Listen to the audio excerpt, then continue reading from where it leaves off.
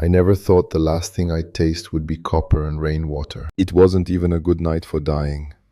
The sky above the Vareth district had turned that sour yellow it always gets before a storm rolls in from the eastern docks.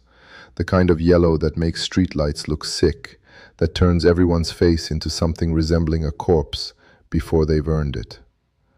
I remember noticing that. I remember thinking, somebody should paint this, because it was the ugliest beautiful thing I'd ever seen.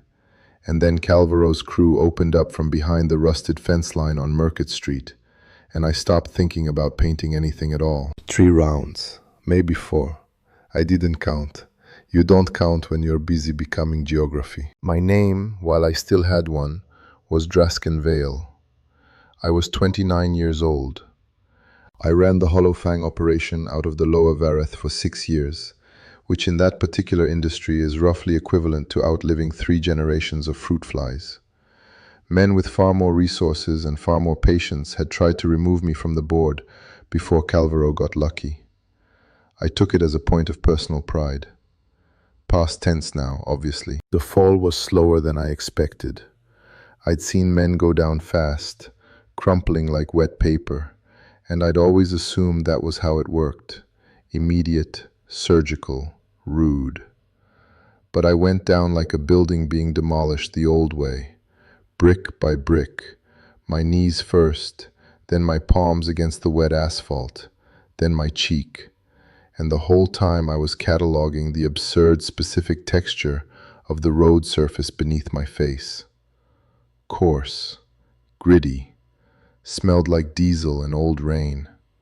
I thought, this is the last texture I'll ever feel.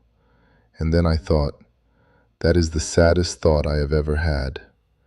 And then the yellow sky finished its business and left. What came next was not darkness. I want to be precise about this because every story you've ever heard about dying gets this part wrong. It wasn't a tunnel either. It wasn't a warmth or a light or my dead grandmother holding out her arms from across some luminous meadow. What it was a room. And not a dramatic room, not a throne hall carved from obsidian or a courtroom ringed in fire. It was a room that looked almost exactly like the back office of the cigarette warehouse on Pellock Row, where I used to count money on Tuesday nights. Drop ceiling, flickering fluorescent tube, a metal folding table with a leg that didn't sit quite right, the smell of mildew and something older than mildew. A man was already sitting at the table when I arrived. I say man because the word entity sounds theatrical, and whatever he was, he seemed bored of theatricality. He wore a suit the color of old teeth, not white, not cream, but that specific shade that happens to fabric when it has absorbed 30 years of proximity to someone who smoked indoors. The suit fit him the way suits fit men who have given up on suits but can't stop wearing them. His face was the kind of face you'd find unremarkable in a passport photo. Narrow jaw, slightly asymmetrical, the sort of nose that had been broken so long ago, it had decided to just stay broken. He was eating an orange, pulling it apart with unhurried fingers, letting the peel fall on the table in long, curling strips. He didn't look up. "Draskin Vale," he said, and the way he said it, not like a question, not like an announcement, just like a word he'd had in his mouth for a while and was finally done holding, made the hair on whatever I still was stand straight up. "Sit down. You're making the air anxious." There was a folding chair across the table. I sat. The chair made a sound. "You know who I am," he said, still not a question. He ate a segment of the orange. "I have a guess," I said. He finally looked up. His eyes were ordinary, hazel maybe. The left one had a fleck of gold in it. They were the eyes of a man who had heard absolutely everything and had long since stopped being surprised by any of it. That was more unsettling than anything fire and brimstone could have offered. "Your guess is probably wrong," he said. "They usually are. The religious ones are the worst. They come in here absolutely certain about the decor, and then they have to spend the first 10 minutes recalibrating. The atheists are almost worse. They arrive so confident they're hallucinating. He set down the orange. You're neither, which is refreshing. You believed in consequences without believing in a system. That's rarer than you'd think. Where am I? I asked. Anteroom, he said. Think of it as the place between the last thing and the next thing. Every version of it looks different. Yours looks like this. He gestured at the drop ceiling with mild disdain. I don't make that decision. Then what do you decide? He looked at me for a moment the way an accountant looks at a ledger, not unkindly, just precisely. I decide what you understand before you move on. That's the function. Someone has to tell the truth in the gap, and the gap elected me. He picked up another orange segment. Or I elected myself. The timeline there is genuinely unclear. So you're not the devil? He said it the way someone says the name of an ex they've spent 20 years trying to escape being defined by. I am what that word was pointing at before the word got bloated with mythology. The adversary. The one who complicates the comfortable story. The figure at the end of the long road who refuses to tell you that it all meant something pretty. He finally smiled, and it was not a cruel smile. It was the smile of a man who genuinely found all of this, on some level, worth appreciating. I am not here to frighten you, Druskin. Frighten is cheap. What I'm here to do is accurate. Then be accurate, I said. He nodded like I'd passed some test I hadn't known I was taking. Here is what is real, he said, and his voice shifted. Not in volume, not in texture, but in weight. The way a conversation shifts when the person across from you stops performing and starts meaning it. The afterlife is not a reward system. That's the first thing. You did not die and arrive at a weighing of souls, a tally of sins, a divine spreadsheet. The universe is not a meritocracy. It never was. The people who built that story built it because humans cannot bear to exist inside a framework that doesn't recognize them personally. So they constructed one. And the real framework is that there is no framework, he said, which is not the same as chaos. Listen carefully, because I will only be accurate once. He leaned forward. The fluorescent tube above us flickered and held. Consciousness is not a thing that is created and then destroyed. You understand this dimly. You felt it, in the particular silence after violence, in the moments between sleep and waking, when the usual story you tell about yourself goes quiet.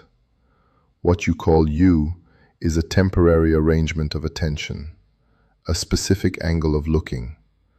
When the arrangement ends, the looking doesn't end. It rearranges. I said nothing. Outside the concept of this room, there was no sound.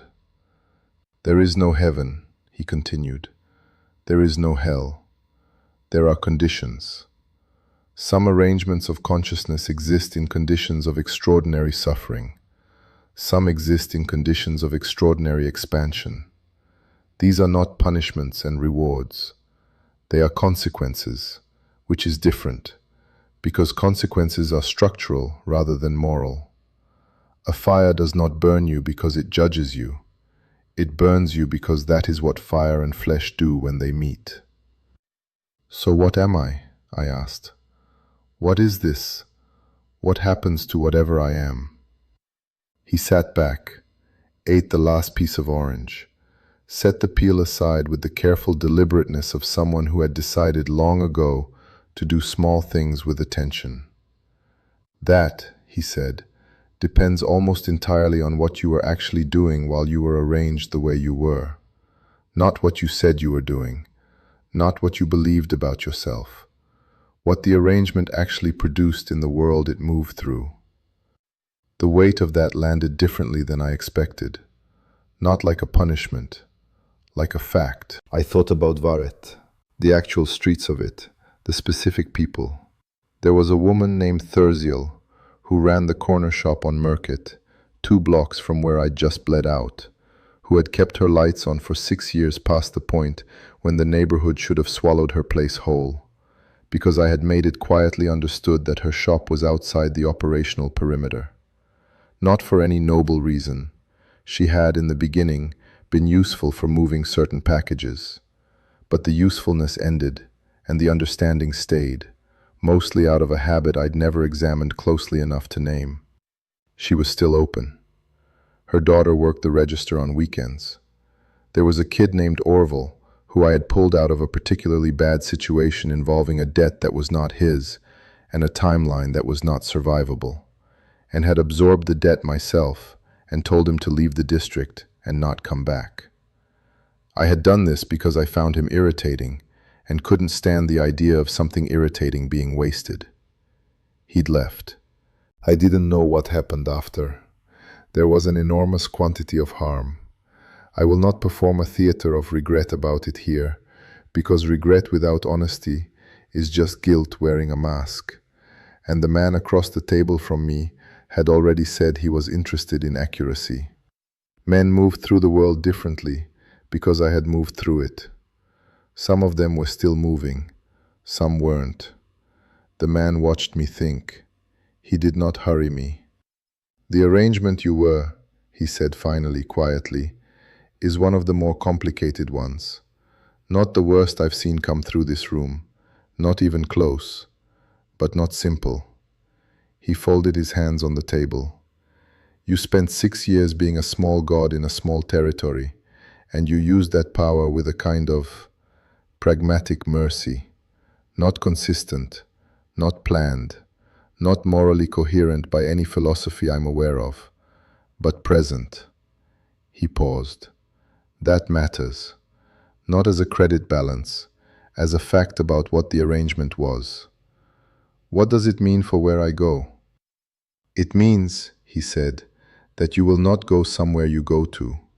You will go somewhere you go through." He looked at me with those unremarkable hazel eyes. "The people who leave this room in agony, and some do, are the ones who built their entire existence around the prevention of their own dissolution. Every act in service of ensuring the permanence of Draskin Vale, every decision filtered through what sustains the arrangement." He tilted his head slightly. "You were not entirely like that. You kept making room for things that had nothing to do with your own continuation. Thurziel's shop, the irritating boy, small rooms inside yourself where you stopped negotiating." "That's not heroism," I said. "No," he agreed, "it isn't. But heroism was never the metric. The metric is, what did the looking see? When the angle of your attention turned toward another consciousness, what did it actually register? Did it register a resource, a threat, or did it sometimes, accidentally, despite yourself, register another looking?" I didn't answer, because the answer was yes, and I didn't know what to do with yes. "That's enough," he said, and stood up. The room began to change at its edges, not dramatically, the way a photograph begins to fade when it has been left near a window too long. The corners going first, light infiltrating the border. "One thing," I said. "The whole time I was alive, God, whatever is above all of this, does it know you exist?" He said. "Yes. Care, in the way you mean, in the personal, attentive, responsive way you were hoping for." He pulled at his cuff slightly. "That question is like asking whether the ocean knows you're swimming in it. The ocean is the swimming. You were never separate from the thing you were looking for. That's the part that takes most people the longest to accept." He moved toward a door I was fairly sure had not existed 30 seconds ago. "Is this it?" I asked. "Is this all you tell me?" He paused with his hand on what would have been a door frame if the concept of the door had been more committed. "I tell everyone the same things," he said. "The facts, the structure. what the arrangement was, and what the dissolution looks like. He glanced back at me one final time. What comes next is not in my department. But Draskin, and the way he said the name now was different, less ledger, more something I didn't have a word for. The looking doesn't stop. Whatever you were looking at, in those undefended moments, follow that. It knows where it's going better than you do. And the room finished fading. What replaced it was not describable in the vocabulary of rooms, or light, or warmth, or darkness, or anything that requires a body to translate it. But I want to try anyway, because trying is the only honest thing left. It was the feeling of being the space between two notes of music, rather than the note itself. Of being the pause in a sentence that makes both words around it mean more than they would without the gap. It was, and I recognize this sounds like nothing, but it was everything. The sensation of being recognized from a direction that had no location. Not forgiven. That word implies a debt structure I've already been told doesn't exist. Recognized, as in, there you are, we've been watching the looking. Draskin Vale died at 29 years old on a wet street in the Vareth district, shot by men employed by a man named Calvaro, who would himself die 14 months later, in a manner I was not present to observe. The Hollow Fang operation dissolved within a season. Thurziel's shop remained open. The irritating boy named Orvel, I would learn in ways that have no spatial explanation, became a carpenter in a city 400 kilometers north, and built furniture with a distinctive joinery technique he claimed to have invented, but had actually absorbed, without knowing it, from watching how his mentor fit things together. His mentor having learned it from someone else, in an unbroken chain of accidental inheritances, stretching back further than any of them knew. The looking passes. The looking continues. These are, it turns out, the same sentence. And somewhere in the specific texture of that understanding, in the gap between what I was and what came next, I realized the man in the old tooth suit had been right about one thing above all others. The universe is not a meritocracy, but it is, in ways too structural to be called mercy, and too consistent to be called accident, attentive. It sees the small rooms you keep inside yourself. It counts the undefended moments. Not to judge, just because that is what looking does when it looks at looking. If this reached something in you, like the video and subscribe. What comes next in this channel will keep finding the rooms people don't usually open.